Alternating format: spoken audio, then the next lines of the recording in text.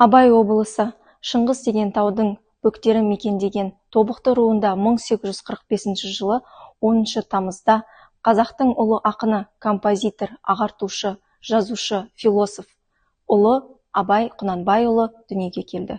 Абай ислам дінінің қағидаларын берік ұстанатын отбасында өсіп тәрбие алды. Оның әкесі Құнанбай қажы орыс тілін жетік білген және де Тобықты руында өте ықпалды кісілердің бірі болды.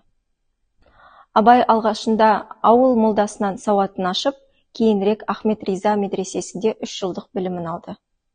Ол бала жасынан кітапқа құмар болып, араб, парсы және де көне түркі әдебиеттеріне қызығушылығын білдірді. Абай қазақтардың әдет-ғұрып дәстүрлері мен исламдық қағидаларды терең меңгерді.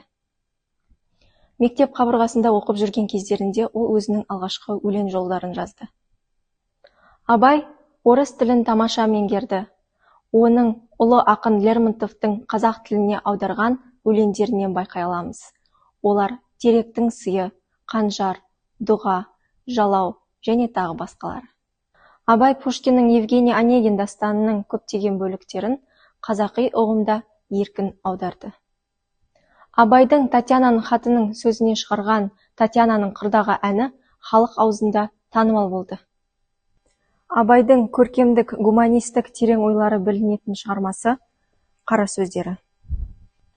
Абайдың «Қара сөздері» немесе «Ғақлия» ұлы ақынның сөз өнеріндегі көркемдік қуатын, философиядағы даналық дүниетанымын даралап көрсететін классикалық стильде жазылған прозалық шығарма болып табылады. Жалпы саны 45 бөлек шығармадан тұратын Абайдың «Қара сөздері» тақырыбы жағынан бір бағытта жазылмаған әр алуан. Оның 6-7 үлгісі қысқа болса, қайсы біреуі мазмұн, тақырып жағынан өзгешелеу, ауқымды болып келеді. Абай өзінің «Қара сөздерінде» шығарманың ажарына ғана назар аударып қоймай, оның тереңдігіне, логикалық мәніне зор салған. Абай есімі дүниежүзі халықтары әдебиетінде Шекспир, Гете және де Пушкинмен бір қатарда тұрады.